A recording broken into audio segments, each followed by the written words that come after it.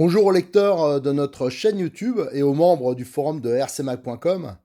Alors là, je vais m'attaquer à un gros morceau. Je vais m'attaquer aux vidéos sur le montage du NXT RR Brushless 2020. Alors gros morceau parce que je vais le faire intégralement. Alors c'est une première. À mon avis, ça va être très long, assez compliqué à faire.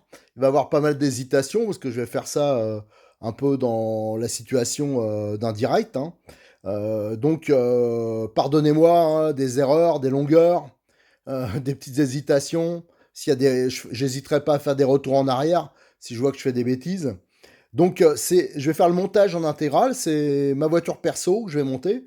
Hein, c'est une voiture qu'on m'a envoyée, que je vais tester. J'ai plein de choses à tester avec. Elle me servira notamment à tester des contrôleurs, des variateurs, des choses comme ça. Donc, c'est le NXT RR 2020 brushless de chez Hobbytech. Alors déjà, sur notre chaîne YouTube, il y a pas mal de vidéos sur cette voiture en version RTR, hein. On vous avait fait la présentation, le démontage. Pareil, vous trouvez plein de photos sur RC Mag, des conseils. On avait fait aussi l'essai sur le circuit de Montpellier. Voilà, donc des vidéos, ça, il y en a pas mal. J'ai fait aussi la comparaison pour les pièces entre la version RR et la version brushless. Et maintenant, donc on va faire le montage. Et je vais me mettre dans la peau du débutant. Parce que souvent on me demande, par exemple, qu'est-ce qu'il faut comme outillage pour monter un kit. Les huiles, les graisses, le frein filet, à quoi ça sert, tout ça. Alors, excusez-moi d'avance hein, si je donne un peu trop d'explications, si je prends un peu trop de temps pour l'outillage, pour tout ça, mais ça me semble important. Alors, autre précision aussi, dans ce montage, bah, j'hésiterai pas à faire des petites modifications à ma sauce, hein, parce que ayant déjà monté le RTR, je sais qu'il y a des petites bidouilles à faire, et souvent les kits, bah, entre le constructeur et le concepteur et celui qui monte, bah, des fois il y a des petites différences d'appréciation, notamment sur la longueur des vis, le type de vis utilisé, des choses comme ça. Alors quand je ferai une petite modif, hein, notamment au niveau de la visserie, bah, je vous indiquerai la référence de la visserie, comme ça si vous voulez faire la même chose, vous pourrez le faire. Allez, on passe maintenant à la présentation de l'outillage qui sera nécessaire à ce montage. Alors là, j'ai étalé tous les outils, les accessoires un peu dont je voulais vous parler, hein.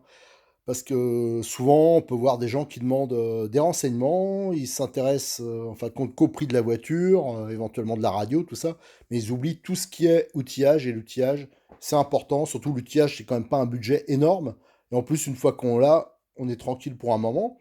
Alors j'en profite pour remercier iModel, hein, Hobbytech, sans qui cette présentation n'aurait pas été possible.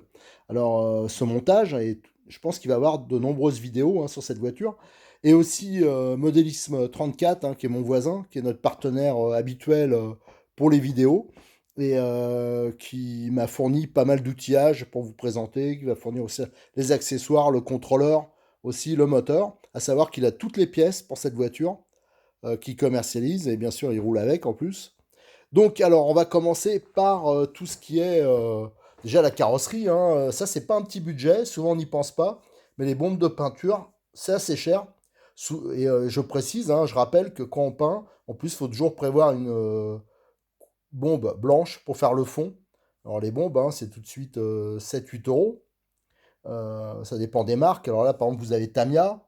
Et la bombe qui est un peu plus grande, c'est de l'Apsima. Alors l'Apsima, il y a un peu plus de contenu. Moi, personnellement, moi, je mixe les deux, mais j'aime bien l'Apsima parce que déjà, il y a plus de volume, hein, c'est vrai, en rapport qualité-prix, c'est pas mal. Et je trouve qu'elle a moins tendance à couler. Alors, il faut bien sûr prévoir du sopalin, ça au moins, c'est pas cher. Du double face, des colliers, de la colle, ça sera toujours utile. Du frein filet. Alors ça, c'est hyper pas cher, le frein filet. Alors généralement, moi, j'en utilise deux sortes, hein, du faible et du moyen. Bon, là, pour toute la voiture, je vais utiliser le même. De la graisse. Alors là, c'est de la graisse lithium. Mais il existe aussi d'autres graisses hein, plus spécifiques, mais que je vais pas utiliser pour ce montage, hein, pour pas trop compliqué. Mais là, il y a de la graisse et la graisse blanche, là, c'est pas mal pour les sorties de différentiel, par exemple. Là, il y a la graisse noire, c'est pour les hautes températures. Alors, moi, j'utilise beaucoup ça dans un petit bidon. Je mets de l'huile moteur de votre voiture, hein. Alors là, par contre, c'est hyper pas cher. Voilà. Là, il vous faudra prévoir. Donc là, j'ai pas mis les valeurs hein, parce qu'on les mettra par rapport à la fiche de réglage. Et c'est plus une présentation générale, hein, ce qu'il faut en RC. Il faut prévoir de la graisse pour les différentiels, de l'huile pour les amortisseurs. Là, moi, je prévois toujours quand il faut un peu forcer, taper un petit axe là en nylon. Le petit réglet pour les réglages. Le petit pied à coulisses. Alors ça c'est des trucs que j'ai acheté à Lidl, hein. Je crois que ça vaut 4 euros. Enfin, c'est hyper pas cher, hein. Cutter, pareil, il vient de chez Lidl. Je crois que c'est les 3 cutters, ça doit être 2 euros. Un cutter, faut toujours un cutter. Il y a pas mal de choses à ébavurer. Un cutter avec des bonnes lames. Faut prévoir des clés. Alors là, c'est des clés dit Nervus. Bon, ça, c'est pas vraiment le monde technique, mais voilà. Là, pour ça, c'est pas mal à voir ça. C'est pas très cher non plus. C'est un outil frais. Ça permet de faire des trous dans la carrosserie. Là, alors ça c'est indispensable, c'est la clé de 17 qui permet de serrer les roues. Ça vaut 7 euros, donc ça vaut pas le coup de s'en priver. Moi j'utilise toujours une clé de 17 comme ça, c'est pas mal aussi plate pour serrer les moyeux. Des jeux de clés de 5, 5, 7, 8. Ça, alors indispensable aussi, c'est ces outils-là. J'ai mis deux exemplaires hein, qui est à Cyril. C'est des pinces en aluminium. Donc ça permet par exemple de bien maintenir sans les abîmer tout ce qui est fragile. Donc par exemple les tiges d'amortisseur, enfin beaucoup d'autres choses aussi. Donc ça c'est indispensable quand on fait de la RC.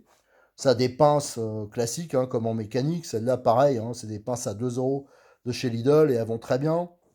Ça c'est les embouts pour la perceuse. 6 pans. Alors voilà, moi j'utilise la perceuse, on peut utiliser aussi un tournevis électrique. Mais pour les premiers montages, au début, j'ai tendance à faire au moins le pas à la main, voilà, pour éviter de tout abîmer. Après, nous avons bien sûr des tournevis. Bon, alors bien sûr, maintenant sur les voitures, c'est beaucoup de 6 pans. Mais là, c'est des outils Facom, donc là, c'est d'assez bonne qualité. Mais pareil, j'ai acheté des outils à Lidl, ils sont très bien aussi. Qu'est-ce qu'on a? On a voilà, ce type d'outil. Donc, c'est un outil sur manche avec 4 embouts. C'est aimanté, donc c'est hyper pratique, ça tient pas de la place, pas beaucoup de place, c'est une quinzaine d'euros. Ça, c'est très bien niveau qualité. Voilà. Après, ce qui est pas mal aussi, c'est d'avoir des ciseaux, hein. Là, c'est des Tamiya. Pareil, je crois que ça vaut 7-8 euros. Les ciseaux, c'est pas très cher. Et pour la découpe des carrosseries, de plein de choses, c'est quand même bien. Alors, toujours, hein, là, on a les outils avec des montables. Et là, on les a sur manche. Alors, il y a toute une gamme qui existe. Ça vaut une vingtaine d'euros. Alors, là, on couvre toutes les embouts CHC qu'il y a sur une voiture. Après, il y en a de toutes les couleurs, hein. Par exemple, là, je vous ai montré un exemple. J'ai pas pu tout vous montrer parce que j'aurais bien voulu tout vous présenter ce qu'il y a, mais comme on est en confinement, ben, j'ai pas l'occasion de récupérer l'outillage. Là, vous avez par exemple des 6 pans différents sur manche. Là, vous avez des tournevis plats, des cruciformes, les tournevis douilles qui sont pratiques, hein, notamment le 5.5 pour les amortisseurs, pour plein de choses. Voilà. Donc j'ai fait à peu près le tour. Niveau outillage, accessoires, j'en ai sûrement oublié. Mais comme je vous dis, on est en confinement et j'ai pas eu l'occasion de tout récupérer. Allez, maintenant, on va commencer le montage. Donc avant d'attaquer le montage, hein, de rentrer dans le dur, comme on dit, je vous invite quand même à regarder la première vidéo, hein, celle où je présentais le kit avec la notice, tous les éléments, j'avais ouvert tous les sachets. Donc c'est assez instructif. Et donc cette notice qui est en français, elle est assez bien faite. Donc c'est par étape de montage. Par exemple, la première étape, donc c'est le montage de la biellette de commande de direction et du palonnier. Et on peut voir qu'il y a des références de vis avec des numéros, hein, FH par exemple, c'est les sachets. Et ça, on le reporte ici, hein, tous les sachets, comme je vous l'avais déjà présenté dans la précédente vidéo. Toute la visserie est dans des sachets indépendants avec le nombre de vis par sachet.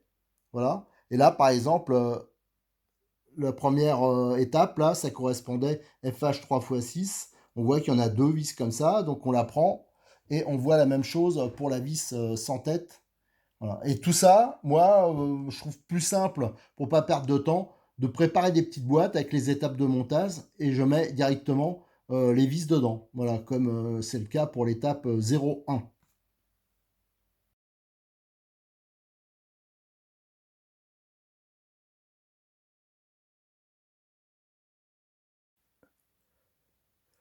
On commence le montage de cette Hobbytech NXT RR par l'étape A01. On va suivre donc l'ordre de la notice. Donc cette étape elle correspond à l'assemblage de la commande de direction, ça veut dire le palonnier et ses biellettes.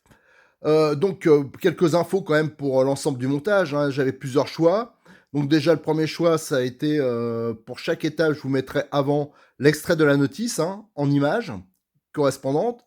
Et aussi j'avais soit le choix de mettre une caméra fixe ou soit de le faire avec une caméra mobile. Alors comme je suis tout seul pour les causes de confinement, ce que je vais faire, c'est que je vais faire à chaque fois des micros, des tout petits films que je vais assembler. Alors pour moi, ça va être plus galère, mais par contre, ça permettra de faire plus facilement des gros plans, tandis qu'avec une caméra fixe, en fin de compte, on voit le montage, il se fait d'assez loin. Et il me semblait que c'était pas très pratique.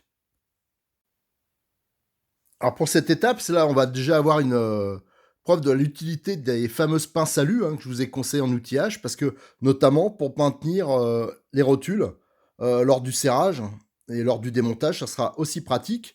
Alors ce que j'ai fait, c'est que le palonnier aussi, vous avez donc trois inserts en plastique qui permettent de l'adapter à un peu toutes les marques de cerveau du marché, hein, même si le 25 dents, c'est à peu près, ça devient un peu la norme.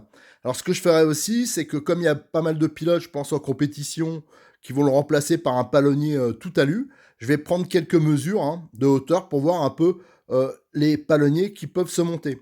Alors chose qu'on peut voir aussi, c'est les rotules. Alors les rotules, c'est du 5,90 de diamètre, hein, elles sont en acier. Et on peut voir que celle-ci, couleur chrome, on peut mettre, pour la maintenir, c'est pratique, parce qu'on peut mettre une clé, un 6 pans, voilà, de 2,5. Donc ça permet de la fixer plus facilement. Alors celle-là, elle se monte sur le palonnier, enfin sur le palonnier, sur la commande de direction, hein, le sauve-cerveau, directement. Tandis que la noire, elle se monte sur le palonnier et elle est fixée par cette petite vis M3 à tête fraisée. Pour la commande d'échappe, hein, pour l'échappe, c'est une vis sans tête hein, qui permet de les relier. Alors d'origine, c'est du 3,12. Moi, ça m'a semblé un peu quand même léger, un peu court, parce que j'ai mesuré un peu la profondeur. On pourrait mettre même jusqu'à 3,20. Alors moi, j'ai mis du 3 par 16. C'est la référence 1024, hein, ça vaut 2,60 € les 10. Donc bon, ça vaut pas trop le coup de s'en priver. Et ça permet de se donner quand même un peu de marge au niveau éviter l'arrachement, ou alors voilà, au niveau fiabilité, c'est un petit plus. Alors la petite interrogation que j'ai, c'est que sur la version RTR, le montage des billettes était un peu court. Ça veut dire la commande n'était pas parallèle entre le palonnier et le sauve-cerveau. Alors ça, on le vérifiera. Bon, ça, c'est rien à rectifier. C'est quelque chose qu'on pourra faire après. Allez, maintenant, je vais vérifier donc la hauteur des palonniers. Alors, on peut voir sous le palonnier, hein, parce que la biellette, elle est fixée en dessous. On a 6 mm. Alors, il faudra trouver donc des palonniers qui ont au minimum ces 6 mm là. Donc, je vais vérifier avec d'autres palonniers que j'avais en stock. Alors, à gauche, vous avez donc le palonnier d'origine. Au centre, vous avez des palonniers hauts, hein, type à pincement, hein, ça veut dire qu'on peut les verrouiller. Donc, classiquement, par le dessus, hein, la vis qui est directement fixée dans la pignonnerie du cerveau, et aussi par un système de pincement, comme on le voit par exemple ici, on le voit bien. Et là, voilà, vous avez les petites vis. Voilà, en serrant, ça pince, et là, c'est bien bloqué. Alors, ces palonniers, bon, j'ai tout mis un peu en vrac, mais ces palonniers, là, c'est des références M418 et 419, hein, ça dépend de la couleur. Ça vaut 8 euros. Et c'est eux que je vais vraiment tester parce que c'est les plus hauts. Et à côté, on a une autre sorte de palonniers qui sont aussi hyper sympas. Ça, je l'ai monté sur des voitures, mais je pense que ça sera peut-être un poil bas. Donc ça, c'est à tester. Allez, maintenant, je vais mesurer sur le cerveau. Alors avec le M418, je m'approche de 8,5 mm, donc il y a 2 mm de plus. Donc je pense que c'est pas spécialement gênant, je pense que c'est ça que je monterai. Je vais essayer avec l'autre version. Alors cela c'est plutôt 5 mm. Bon ça on pourra tester faire le comparatif quand les biellettes seront assemblées. Donc allez, maintenant on va passer au montage des biellettes. Donc là, il faut penser à mettre un peu de frein filet sur la vis, hein. C'est tous les montages acier-acier, c'est comme ça. Donc surtout là, vous voyez, j'en ai mis à peine, hein, c'est pas à peine d'en mettre 2 tonnes. Et là, on voit la rotule hein, qui est maintenue par la pince en aluminium. Et on peut voir qu'il y a un épaulement. Alors, faut pas se tromper au montage. L'épaulement, il est côté palonnier. Alors, pour le montage d'échappe, ce que je fais à chaque fois, c'est que je fais, en fin de compte, je commence le filetage hein, sur les deux. Donc j'ai vissé. Ça permet de ne pas forcer lors du montage.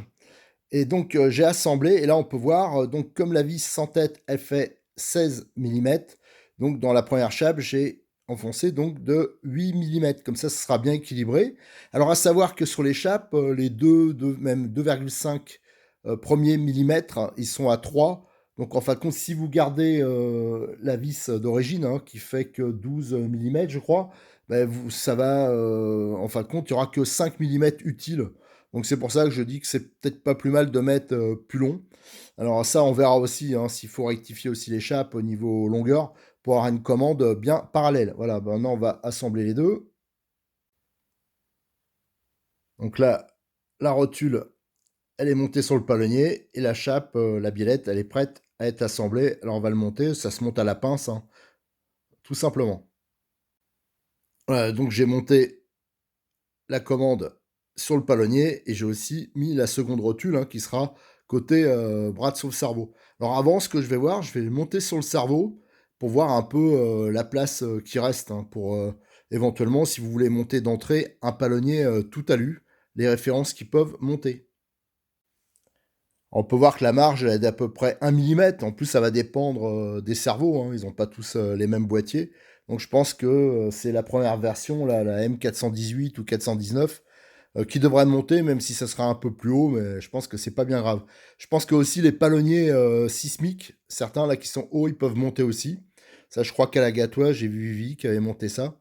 Voilà. Allez, maintenant on va passer à la seconde étape de montage. Ça veut dire la commande sauve-cerveau de direction.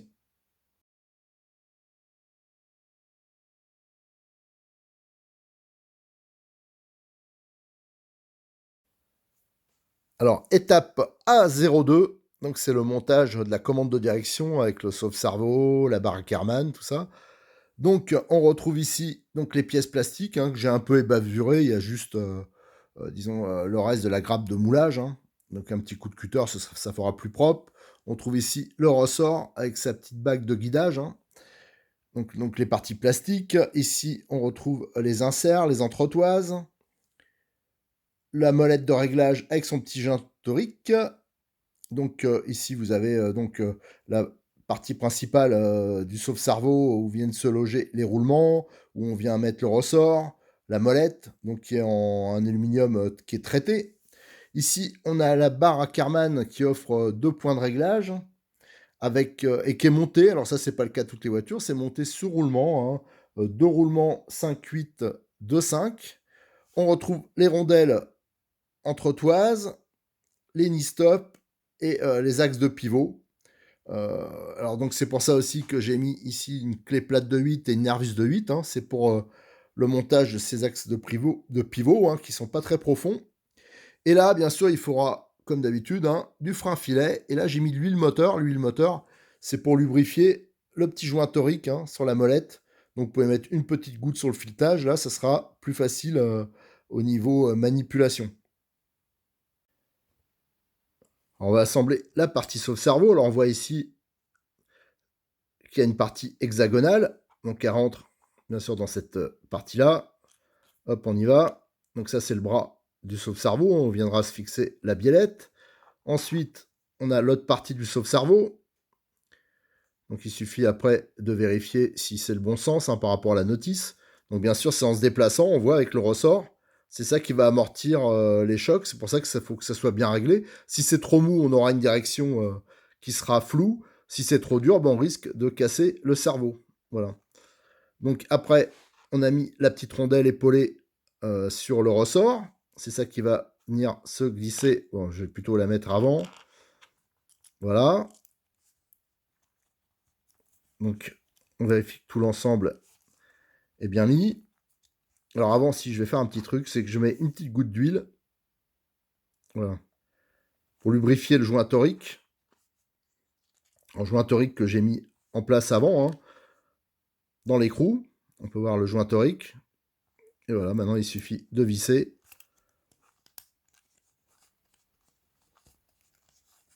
Et après de mettre à la bonne.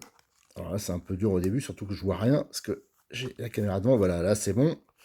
Et donc ils disent une valeur de 3 mm pour le réglage.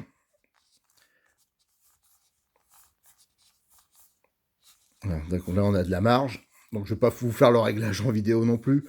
Mais une fois qu'on aura serré, là aussi c'est pas mal, comme c'est assez dur. On peut le faire aussi avec la pince. Voilà. Si après c'est trop dur pour vos mains, vous n'êtes pas trop musclé comme moi, vous pouvez utiliser la pince. Voilà, c'est plus facile de le maintenir et surtout on ne marque pas l'écrou. Voilà, après, il suffit de mesurer avec un réglet et de voir. Voilà, par exemple, j'ai 2 mm. Bon, on va en faire encore 1 mm à serrer. Alors, la barre à Karman, elle offre 2 possibilités de réglage. Hein. Donc, ça va changer l'épure de direction. Ça, c'est pour adapter la tenue de route de la voiture. On peut voir, là, j'ai mis un roulement en place. Donc, c'est des roulements 5-8 de 5 hein, qui sont épaulés. Et on peut voir, l'épaulement, il se monte dans ce sens-là. Parce que de l'autre côté, vous avez donc un petit dégagement ici, un fraisage. Et c'est là-dedans que vont rentrer les rondelles. C'est là-dessus que vont s'appuyer le système de pivotement. Donc, on va mettre ça en place. Donc, les roulements sont montés. Il reste juste à mettre voilà, les petites rondelles, celles qui vont s'appuyer sur les bagues de pivot. Alors pour le sauve-cerveau, donc je l'ai bien réglé à 3 mm, hein, j'ai vérifié le fonctionnement, il est parfait, hein, c'est bien doux. Et pour le renvoi, je me suis un peu avancé parce que vous avez déjà donc le petit insert hein, où va venir se fixer le pivot et vous avez l'entretoise. Alors l'insert, il rentre ici et l'entretoise de l'autre côté. Et donc, il va falloir visser la barre à Karman dessus. Hein, c'est ça qui va relier la barre à Karman, qui va faire le pivot. Et ça va falloir le visser dedans. Alors, il faudra mettre du frein filet. Alors, moi, je vous déconseille de mettre du frein filet directement sur le filetage, parce que ça risque de déborder. Ce qu'on peut faire, c'est moi, je mets toujours un peu de frein filet là dans une boîte. J'en mets avec la clé de 1,5, hein, la plus fine. Et moi, je viens directement le mettre, voilà, directement à l'intérieur ici. Voilà. Comme ça, on en met un peu. On vérifie que c'est bien mis et ça évitera que ça déborde lors du serrage. Du moins, ça va limiter le débordement. Alors là, j'ai monté la barre à Karman d'un côté, hein, donc on peut voir l'insert. D'ailleurs, ça déborde pas, vous voyez qu'il n'y a pas beaucoup trop de frein filet. Et de l'autre côté, vous avez la tête du pivot. Donc vous pouvez voir que c'est très fin. C'est pour ça que notamment, j'utilise une clé Nervus que j'ai un peu retravaillée. Alors je l'ai retravaillée ici en diamètre parce que pour d'autres voitures ça m'a servi, mais aussi ça me sert en voiture grandeur, hein, comme je fais de la voiture ancienne. Et c'est surtout supprimer le chanfrein qu'il y a au début de toutes ces clés-là. Et donc il fait que c'est pas efficace tout de suite. Là au moins, malgré la faible épaisseur de la tête de pivot, je l'attrape bien, il n'y a pas de risque de l'abîmer. Et de l'autre côté, avec une clé CHC de 3, on peut maintenir l'insert. Voilà, donc c'est le montage et le démontage est quand même assez facile. Allez, on va finir de monter l'ensemble. Voilà, l'ensemble est monté, c'est parfaitement libre, hein, aucun problème. Donc pour vous montrer, hein, voici comment on peut serrer hein, d'un côté. Donc c'est pour ça que c'est important d'avoir des bons outils, une clé de 8 Nervus de qualité ou autre, hein, mais surtout des clés CHC sur manche et qui sont elles aussi de qualité. Allez, maintenant, il nous reste à monter le bras, le palonnier, ainsi que la biellette de direction. Voilà, j'ai monté donc la biellette sur le bras de sauve-cerveau. Alors d'un côté, il faut une clé, pareil, à manche de 2,5, et de l'autre côté, une clé de 5,5. Là, j'ai utilisé mes outils manche, ça c'est pratique. Voilà, l'ensemble est monté. Maintenant, on va passer à l'étape 3. L'étape 3, c'est le montage des axes de direction et du renfort avant et aussi de cet ensemble de sauve-cerveau de direction sur le châssis.